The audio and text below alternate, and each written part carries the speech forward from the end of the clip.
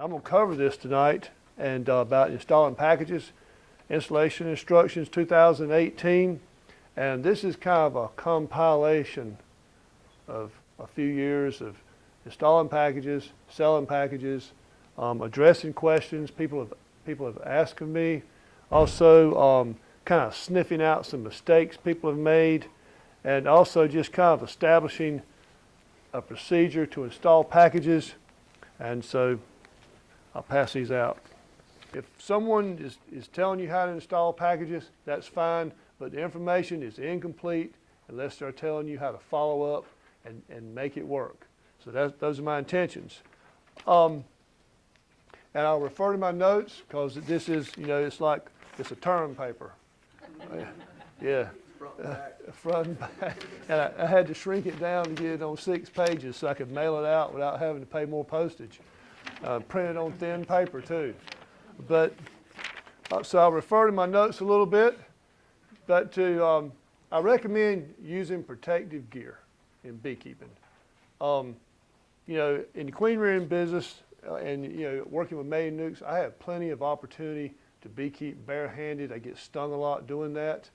But even then, when I'm working with my main hives, I put gloves on. One thing, it keeps my hands clean. I don't get that gum on my fingers. And also, it does avoid stings. Barehanded beekeeping is fine, but make sure you're not shying away from what you should be doing. It's kind of like, you can play football and you're kind of contact shy and don't want to hit anybody. And this beekeeping, if you do it without gloves enough, you'll shy away from the inspection process a little bit, unconsciously, because you're being stung some. Last hive stung you a little bit, so again, you'll find yourself backing off a little bit, and you don't need to be doing that. Wear some gloves, wear a veil, but also pick your times to do your beekeeping, which is like mid-morning on a clear day, on a warm day, and the wind's not very strong. That is when the workers will be out foraging, and that is perhaps the most gentlest time for a beehive. And you can go in there. If you won't do it without gloves, that's fine. But the same hive that you can inspect mid-morning, you come back about 4:30, 5 o'clock in the afternoon, all the field forces back home, it's a different colony completely. So beware of that. Pick your times, but when you're installing your packages, make sure you have gloves on and a veil. That's for just a simple reason. If you start getting stung, most people are going to retreat a little bit and, kind of regroup, especially if you're stung 4 or 5 times in the face or the hands or something. Meanwhile, if the cage is open and the lid's off, the bees are flying asunder and problems are already getting started when you have that. But to set this up, and this is sort of a philosophy that I'm presenting to you about installing packages. You close the hive up and confine the bees for 24 hours. And there are different advantages to doing that. Learn how to do it that way. One thing, in inclement weather, you can install them inside. Not in the living room, but like in a garage, or under a shelter. And you can install them in a garage, and then put them out and open it up. But you close the hive up, and how I'm going to close the hive up here is I'm going to make use of a Boardman feeder, an entrance feeder, and I'll speak about that in a minute. So I have my entrance feeder, but I also have two blocks of wood. I have a long block, then a short block. And what that means is the next day I'll come to my beehive and I'll take the short block out and let the bees come and go the next day without disturbing the hive or having to pull the block out or turn it sideways. So I'm already set up for my next step. I have 2 blocks of wood.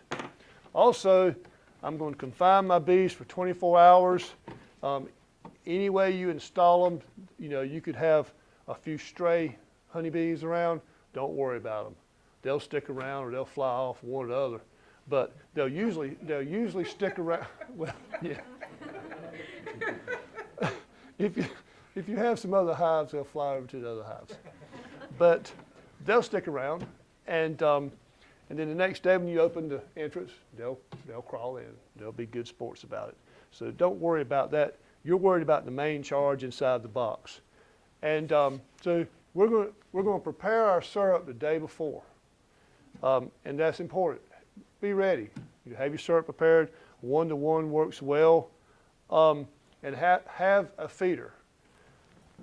And you guys know, from bee school and reading literature and looking in catalogs, there are different kinds of feeders. What I'm using here is the simple Boardman feeder. Now, like other feeders, there are some limitations to different feeders. This one has its limitations in that if you use it in a bee yard where there are multiple colonies, sooner or later you'll come down there and one's being robbed out. So it does invite robbers. But if you've got 2 colonies and those are the only 2 colonies in the yard, or 1 colony, it works pretty good. Also, if you think you're having problems, move it a few yards away from the hive. And you can feed with a Boardman feeder just any given day, year-round. Well, excuse me, not year-round. During the season, as much as you want to. So the Boardman has its use. If you're using a hive top feeder, a hive top feeder has the capacity of 4 gallons. But no one should pour 4 gallons into a beehive at one time. My buddy did one time, though. He did. And what happened, we came to do an inspection, and we tilted back and forth and poured sugar water out on one side, sugar on the other side, and then a few days later, the fire ants were there, and it was a big mess, and it was so. And aside from making a mess, though, don't feed more than a 3 or 4 day pickup from your hives. And there's a reason for that. The sugar water, can separate. The solids go to the bottom, and depending upon what kind of feeder you have, let's say you've got a division board feeder inside, the solids go to the bottom, the water will lay on top, the bees will ignore it. If you have a pail feeder that's inverted, the solids go to the bottom and encumber the take-up of the syrup by the bees in the little screen. So a 3 or 4 day supply of that 1-to-1 mix, and then add some more. Check and make sure they're taking it up. If you so to feed 2 gallons at one time, you're not planning on going back and checking. That's not good. So again, feed about 3 or 4 days at a time. Just make sure they're taking it up and feed them some more, because this is a package. You're going to babysit it to get it going, and it'll be to your advantage to babysit it. Observe it and watch it grow. But I'll cover that in a few minutes. So suffice to say, have your syrup ready, have your feeder ready, and you can confine the bees, and don't confine them without food. That's bad. And so we confine them for 24 hours. We'd be prepared to do that. Okay. Now next, we are going to prepare our queen cage and attach the queen cage to a frame. And before I go through the steps, the overall philosophy of this is, or the overall idea is, the queen cage is going to be attached to one of these frames in such a manner that you can shake it a little bit and it won't come loose. Not to be picking on some of the instructions I've read, some of the videos I've seen, but they say put the cage, put some pressure on it between 2 frames, and just as soon as you jar the box, you'll hear it fall down and hit the bottom. It'll fall out, it'll be out of place. What that means is you've got to open back up, and meanwhile the bees are flying around. So you attach that queen cage, but I'll come back to that. Before we attach the queen cage, though, we've got to rescue it from the package. And a package will have approximately 3 pounds of bees. They used to call them 3-pound packages, but somebody in Illinois up there weighed some one time, and they sent the scales and measurements people down to the bee farm to argue with them. So they started calling it a number 3 package. And they did. They said they looked out there and they saw this lady get out of the car, and they said, "That's not a beekeeper." And she was from the Secretary of State or somewhere out there. Anyway, from Georgia. Anyway, it takes all kinds. And there's all kinds of folks in beekeeping too. Yeah. But it's approximately 3 pounds of bees in there. And there's a syrup can, and the syrup can has 2 small holes in it with some corn syrup in it to sustain them in transport. That's about a 4-day supply of food. You know, don't set your clock by that, but it is about a 4-day supply of food. And then there's an introduction cage hanging in there, so we need to take the introduction cage out. And so the way I'm suggesting to do that is you pry the plywood lid off, and once you do that, then you jar the bees down like so. Then you turn it and start the cage, and then once you have it, you pull the can. Pull the can out quickly, take the introduction cage and close the hole back up. Put the can back in there, or put the plywood on there. I prefer to put the can in. You can close it you can lay the plywood lid back over it. Once the can goes back in, nothing comes out, and you don't have to worry about it falling off. But now we have our introduction cage in our hand. Now notice, well, I didn't say, don't take the staples out beforehand. Wait until you get the cage out to take the staples out, because if you do, sometimes if you take the staples out while the cage is hanging in there, sometimes it falls inside. Yeah. Oh yeah. And what happens then is you just have to stick your fingers down there and pull that cage out, and just take the stinging. And yeah, don't do that. I've done that too. Yeah. Right. First thing we said, oh, what happened? Yeah. Then we look down. There it is, and so there's nothing to do but get it out. So avoid that. Now, but once it's out, we'll take, unstaple it. And the cage is going to be shipped with the candy down. And there are different reasons for that. But with the candy down, there's no way that, you can have, the candy can't get hot and run and stick on the queen, okay? By the time the candy's been in there 2 or 3 days, it's a little firmer, and that's not going to be a problem unless it's 100, 101 degrees outside. But they're shipped candy down. We need for the candy to be up in our installation. And the reason for that is if the candy is down, and we're going to take the cork out of the candy in, and the workers from inside and outside will eat the candy to release the queen. If a worker dies and the worker can block the hole, the queen can't get out. So of all the virtues of honeybee, physical strength is not one of them. And that worker will block that cage. And so, I used to, I used to kind of make fun of that. And one time I went out to a yard, I wanted to requeen a hive. So I had the candy down. I stuck the cage in there, candy down. I wasn't worried about it. Came back a couple weeks later, and guess what? One of the workers had blocked the hole. And the queen was still in there crawling around. And meanwhile, the laying workers were in the hive. It ruined the hive. And what happened is Rick didn't come back and follow up his installation. Exactly. And so that's just a recipe for disaster. And then I learned that the candy should be up.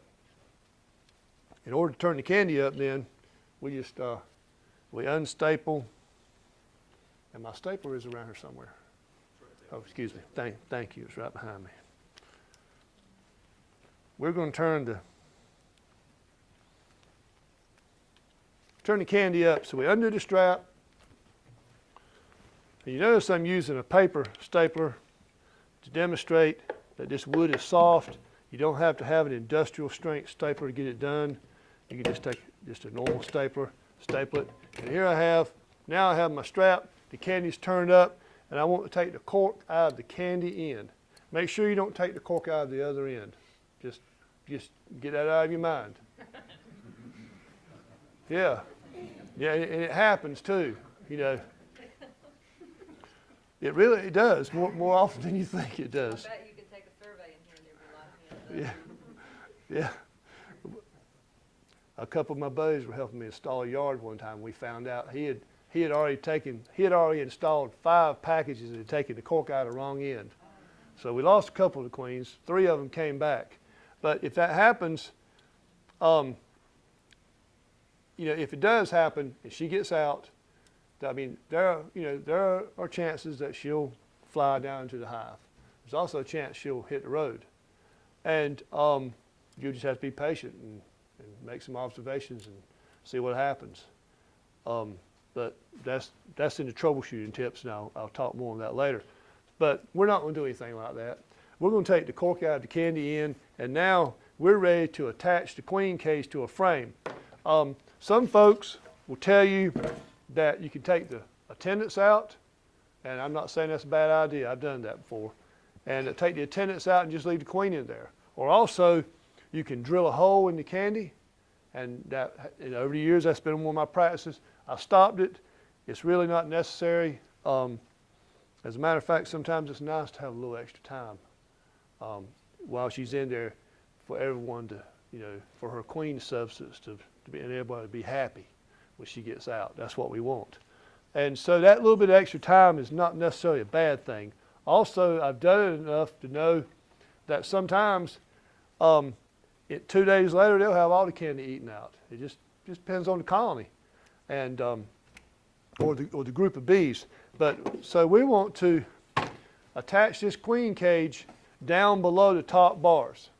Make sure it's below the top bars. There again, some of the old traditional instructions, you put a little nail here and a little nail there, and you hang this in between the 2 bars, like so. And what happens when you hang it between the 2 bars, you violate the bee space. And the honeybees, being very industrious, they'll make a nice burr comb in there and fill it full of brood, and you'll come back, and all of a sudden you're going to tear the brood nest out and set the colony back to start with. And from time to time I'll be requeening, I'll get lazy, and I'll say, well, I'll be back tomorrow. So I'll just stick it in between the 2 frames, and sometimes it's 3 or 4 days before I come back, and I have a nice burr comb in there, so I have to tear it out. So don't do that. Make sure, but I always practice what I preach installing packages now. I always have the cage down below the bars, and then I will staple like so. Let's see. Doesn't matter how you turn it. It doesn't need to be up tight. Be down about a 1/2 inch, so you have a little bit of play, like this. So here we are. And also, if you're working with drawn combs, take a knife and just hollow out a spot for this cage to fit in the combs. And you better to have that little ugly spot on the comb than you are to have a big burr comb. That does cause problems. And then here I am. I have my queen cage is between 2 frames of foundation. I can look in there.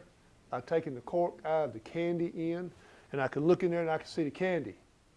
So that's one of the steps, as I'll get to that.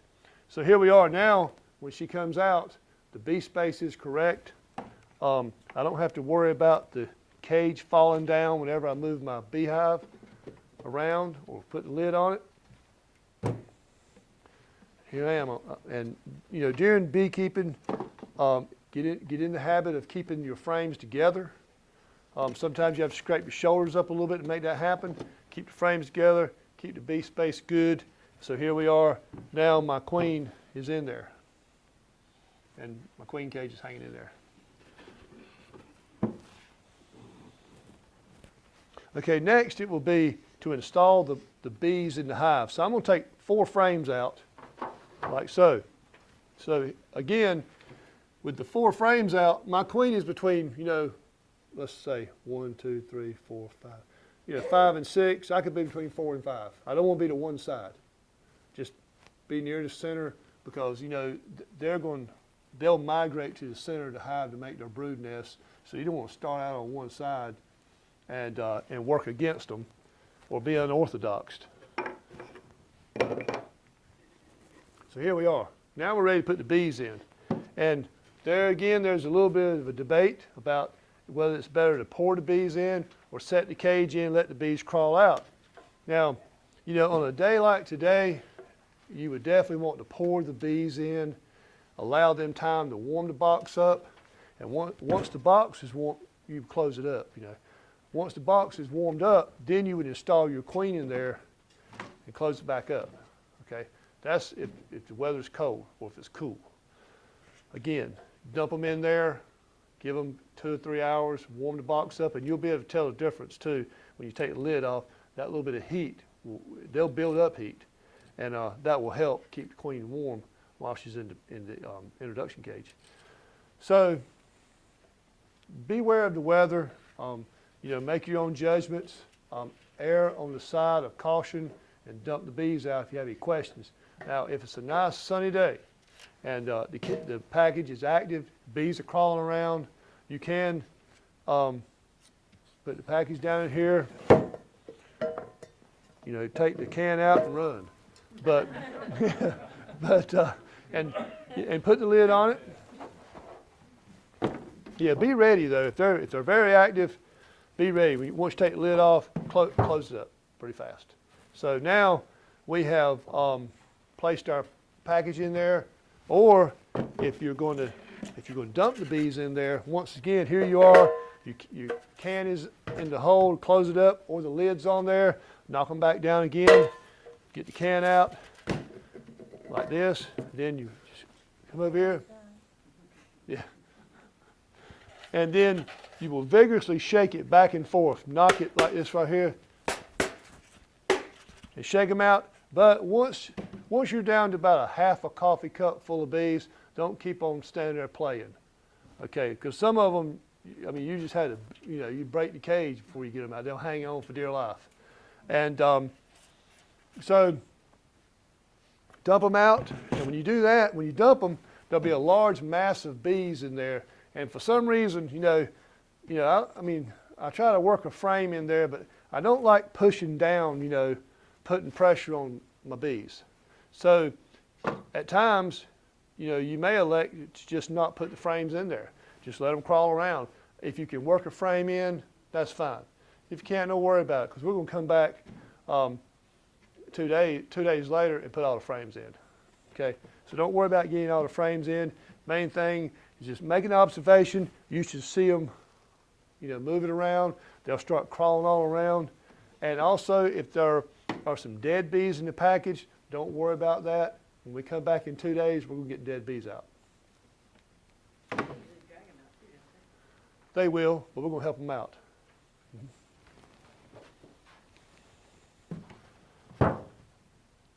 Okay, so what we've done so far is we've closed our hive up with a way that, well, trust me, it's closed up. With a way that we can open up without disturbing everything. We have a feeder.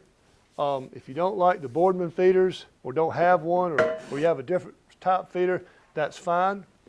But have your feeder ready. So we've confined them, we have fed them, we've either dumped them out or we've placed a cage in there. We're going to let them crawl out. So the next day, really all we need to do is just open the entrance up and let the workers start to visit, back and forth. And that can be, mid-afternoon. There's not any particular time. Late evening sometimes is good. They'll kind of do some orientation flights, but they won't go far. I wouldn't do it the first thing the next morning. I would give them 24 hours of confinement, and they do have food, and they will be in there clustering, and yeah, it won't hurt them to confine them 24 hours. Sometimes in beekeeping, in queen room, we'll confine them 2 or 3 days sometimes. As long as they have food, they're good. But the next day, we'll open the entrance up. Remember, they've already been caged up. If you install them on Sunday, it'd be Tuesday before you open it'd be the next day, it'd be Monday. They've been caged up for 3 days at that time. So you get them on Sunday. They are prepared Saturday morning, and then you get them on Sunday morning, install them that day. The next day, they'll be flying. So they've been in there for 2 days. Yeah. They can stand it for 4 or 5 days, but beyond that, it'll take its toll on them. So the sooner you can get them in the hive where they can crawl around, the sooner you can open them up, and they can start doing their cleansing flights. Now, I'm aware of the literature that says don't confine them, and just some different things. I've done it both ways. I've had better results when I confined them, though. It's less drifting. Sometimes if they're not confined, you know, right first thing, they'll all drift over to one hive.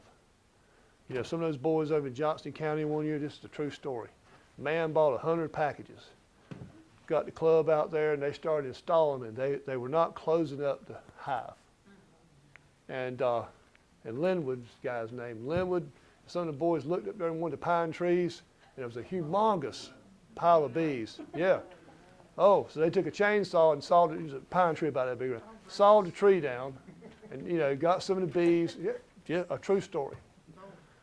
Anyway, they still had some beekeeping to do before they could straighten out the mess, you know, because you know the hives are all different sizes at that point, and they can drift.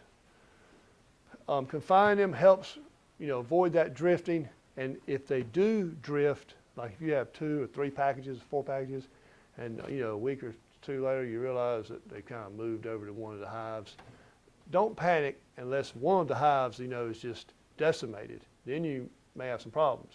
You may want to move that hive somewhere so you know they can have some quiet time by themselves. But if you notice some drifting, once they become established, you can move some brood frames over, and over the course of the next 5, 6, or 7 weeks, you can even them up and correct that. As long as they have enough bees to defend the nest and build the nest, you know, we can make it work. So, but drifting can be a factor. But the next day, we give them their entrance, and then on day 2, what we want to do is open the hive up, so use a little smoke, put our gloves on, and veil, and then the package should be empty. If it's not empty, I mean you should empty it out. If it's not empty though, make a mental note that the package was not, you know, there were bees in the package, and just make sure the queen, you know, make sure everything's going good. You know, you don't want the queen to be in that package. Dump them out. But everything should be good. You shouldn't have any issues. And you put all the frames in there. That's on day 2. There you are. You close it up. Just kind of look in there and you'll see there should be a nice cluster of bees. So after about, well, let me stop here. Your installation is done, okay? Bees are in there. Your frames are in the hive. The queen cage is in there. The bees are coming and going. You've got food. One advantage you have with an entrance feeder is you can watch the syrup going down and make sure you don't run out. If not, monitor the feed, but don't be tempted to put 2 or 3 gallons of syrup on at one time. Kind of get a feel for what they can take up in 3 or 4 or 5 days and feed them that, and just keep on pouring and keep on babysitting them. Make sure they're taking the food up, okay? Even during the honey flow, a package should be fed full time until they fill up the bottom box. I don't care if it's just a record honey flow and the greatest one in years. Feed them. Let them bring honey in. You're bringing food in. It takes a lot of resources to draw comb. You know, it's what, 8 pounds of honey for a pound of comb. Although a pound of comb will draw out the entire box now, but still, it does take a lot of resources. Feed them.